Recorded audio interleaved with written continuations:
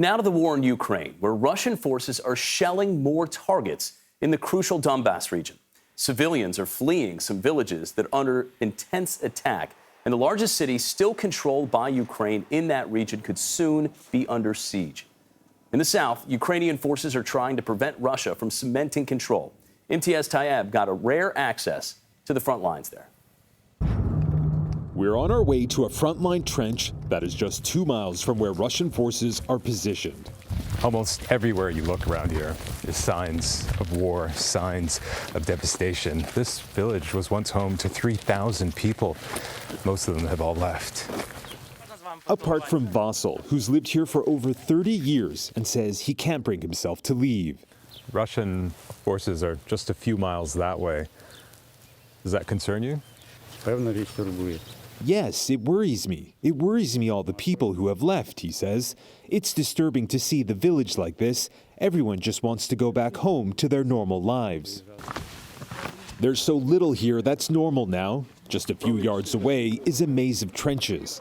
It's where we meet up with Ukrainian soldier Artem, who's been stationed at this lookout since March. We're getting used to it, he says. Our guys are tough and seasoned in battle, and we're holding our ground. This drone footage captured the moment Russian forces stationed along a nearby line of trees were targeted by Ukrainian artillery. Still, other risks remain. We really can't see much beyond the tree line over there, but we're told that in the distance are Russian snipers.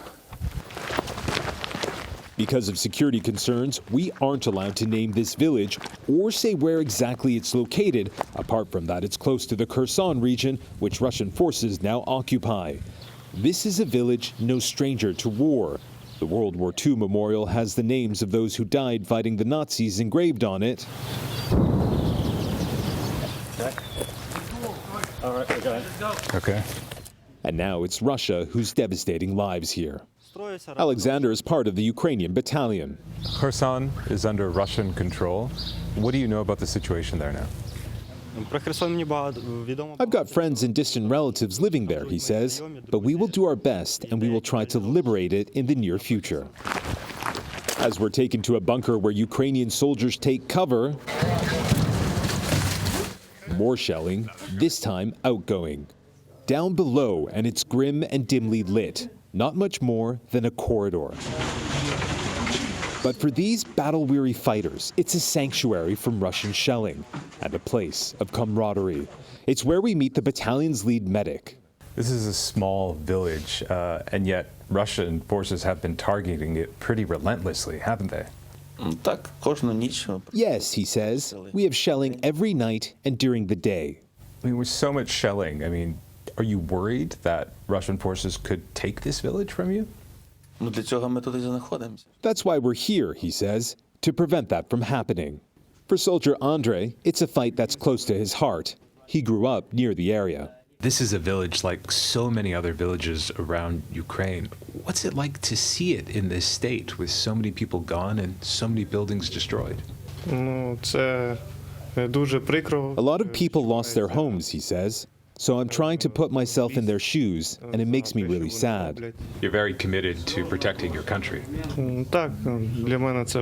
Yes, I have a family. I have my kids, and I'm here to protect them and protect my country. It's my duty. What do you want Russian people to know about what's happening here in this village where you're based? I would love for them to wake up. I want them to realize where Putin is leading them. Local officials installed by Moscow to control Kherson are calling on President Putin for the region to join Russia. In the clearest sign yet, the Kremlin plans to annex the province. But these Ukrainian fighters say they won't let that happen. Imtiaz Tyab, CBS News, on the front lines near Kherson.